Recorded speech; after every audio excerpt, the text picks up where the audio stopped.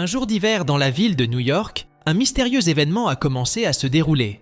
Directement du ciel, des créatures blanches comme neige sans genre sont descendues au sol. Cependant, la vie continue et les gens s'adaptent rapidement à la présence d'invités mystiques.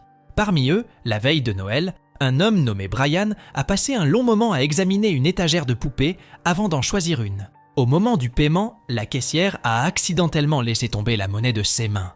Plusieurs pièces de monnaie tombèrent sur le sol, déclenchant des souvenirs désagréables pour Brian.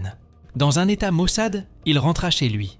Ouvrant une bouteille de bière, il commença à emballer des cadeaux. Il en a signé un pour sa fille, Tabitha, et l'a soigneusement placé sous le sapin de Noël. Après avoir terminé son quart de travail, sa femme Amy est revenue et a raconté avec émotion sa journée. Elle a demandé à Brian de se préparer pour qu'il ne soit pas en retard à une réunion. Brian est resté assis sur sa chaise et a dit à sa femme qu'il ne se sentait pas bien et qu'il préférait rester à la maison. Amy a été déçue par ces paroles et a essayé de transmettre l'importance de leur présence aux réunions. Elle pensait que se rapprocher de personnes qui avaient également perdu leurs enfants pouvait les aider à faire face à cette perte. Brian a perdu son sang-froid et a crié après sa femme. Il était convaincu qu'il n'avait rien de commun avec les autres membres du groupe puisque leur fille était encore en vie. Amy a décidé de ne pas se disputer avec son mari et s'est rendue seule à la réunion. Brian a assisté à une séance d'hypnose pour retrouver les souvenirs du jour de la disparition de sa fille. Il se souvient avoir récupéré Tabitha au cours de ballet. Pendant le recomptage, Brian a commencé à grimacer à cause de souvenirs douloureux. En désespoir de cause, il a couru dans la rue, interrogeant les passants au sujet de Tabitha, mais personne ne l'avait vue. Soudain, une camionnette noire est apparue dans sa mémoire, garée près du café. L'hypnotiseur a insisté pour que Brian fasse un effort pour se souvenir de la plaque d'immatriculation. En se concentrant sur ce moment, il se souvint enfin des informations nécessaires. Tenant la feuille avec le numéro dans ses mains, il se dirige vers le commissariat. L'officier accueille Brian chaleureusement, mais son expression change brusquement lorsqu'il apprend le but de la visite. Malgré une année entière depuis la disparition de sa fille, le père aimant ne perd pas espoir qu'elle puisse encore être retrouvée. L'officier lui assure que le détective enquête activement sur le cas de Tabitha et qu'il ne se reposera pas tant que les résultats ne seront pas obtenus. SES Paroles donnent à Brian une lueur d'espoir. Au cours de la réunion, Amy partage une histoire touchante sur Tabitha. La jeune fille aimait passionnément le ballet et, malgré son jeune âge, souhaitait sincèrement devenir ballerine professionnelle. Les parents reprochent à Amy de participer à des réunions pour ceux qui ont définitivement perdu leurs enfants. Lorsque le sort de Tabitha reste inconnu, elle décide de mettre un terme à son histoire et quitte la réunion le cœur lourd. À ce moment-là, le détective responsable du dossier de Tabitha la contacte. Dans ses yeux, une lueur d'espoir brille. Peut-être que sa fille est enfin retrouvée. Cependant, le détective l'informe qu'il envisage de vérifier la plaque d'immatriculation dont Brian s'est souvenu pendant l'hypnose.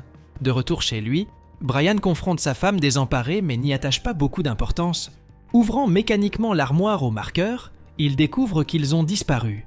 Paniqué, il se tourne vers Amy et lui demande où sont les marqueurs. D'une voix douce et mélancolique, la femme annonce à son mari que leur fille n'est plus en vie.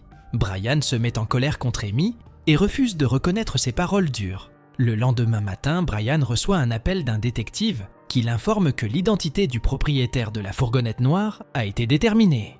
Armé d'informations sur l'adresse du suspect, Brian décide de ne pas attendre les résultats de l'enquête et se rend lui-même au domicile du suspect. Cette action se termine par des conséquences tragiques. Brian est arrêté pour entrée illégale. Au commissariat, Amy apprend que la piste de son mari était inutile au moment de la disparition de Tabitha. Le propriétaire du minivan n'était même pas en ville.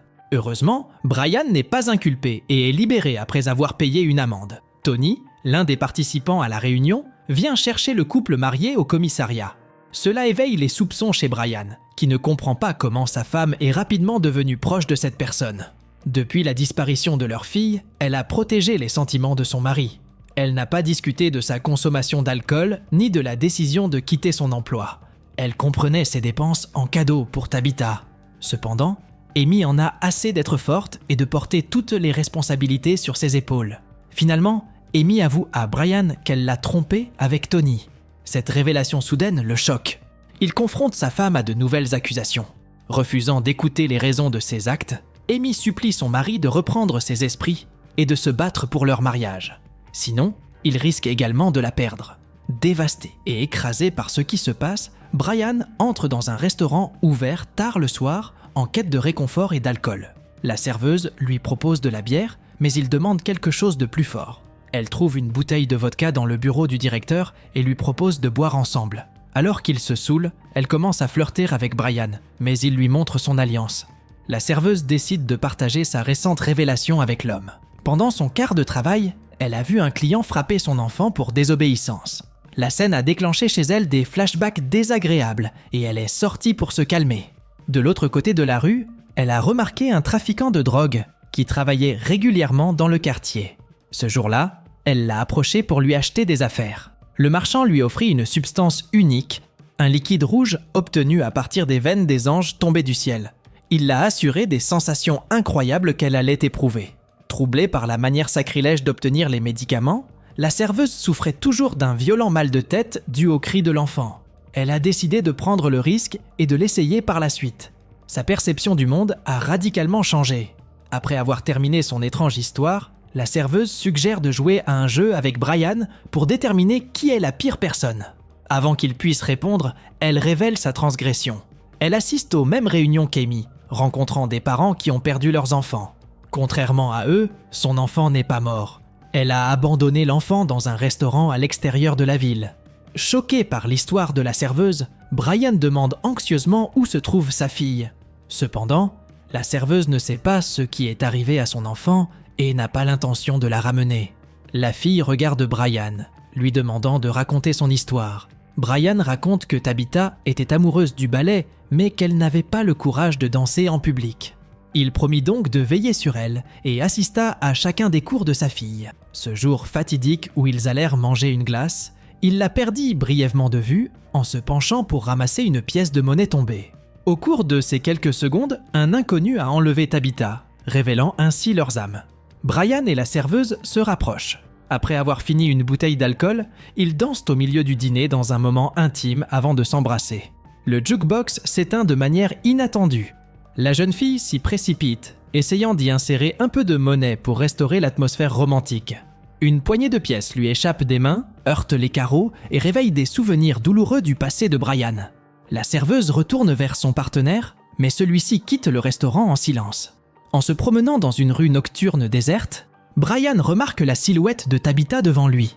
La fille se cache derrière la ruelle la plus proche et son père la poursuit instantanément.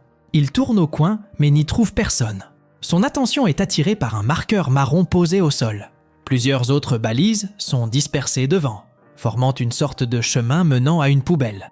Brian regarde à l'intérieur de la poubelle et découvre un ange caché sous une pile de journaux. Il constate que la créature mystique est grièvement blessée et décide de la ramener chez lui. Il le place soigneusement sur le lit de Tabitha, où Amy examine sa blessure. Le couple décide de ne pas appeler la police pour éviter que l'ange soit emmené pour des expériences. La créature d'un blanc pur regarde ses sauveteurs avec peur, ne sachant pas à quoi s'attendre. Ils comprennent son appréhension alors que des personnes motivées par la cupidité capturent des anges et les dissèquent pour en extraire un fluide magique dans un but lucratif. Amy caresse doucement le visage de l'ange et celui-ci penche la tête vers elle avec confiance. Le couple passe le reste de la nuit au chevet de la créature mystique et se réveille soudain aux sons inhabituels qu'elle émet. L'ange touche sa blessure puis amène son doigt vers la bouche d'Amy, l'invitant silencieusement à lécher le liquide.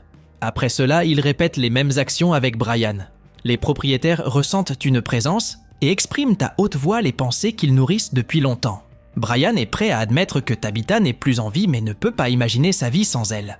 Amy essaie de convaincre son mari qu'ils peuvent faire face au chagrin et aller de l'avant. Mais soudain, sa conscience dérive ailleurs. Il se dirige vers le salon où Amy fait les 100 pas nerveusement, ordonnant à Brian de retirer le sapin de Noël dégageant une odeur désagréable. Il refuse de le faire et dans un accès de colère, elle attaque l'arbre, dispersant des cadeaux dans la pièce. Brian s'effondre sur le sol, impuissant, et se met à pleurer, se reprochant la perte de leur fille. Plus tard, ils s'assoient l'un en face de l'autre et Brian interroge sa femme sur son infidélité en riant.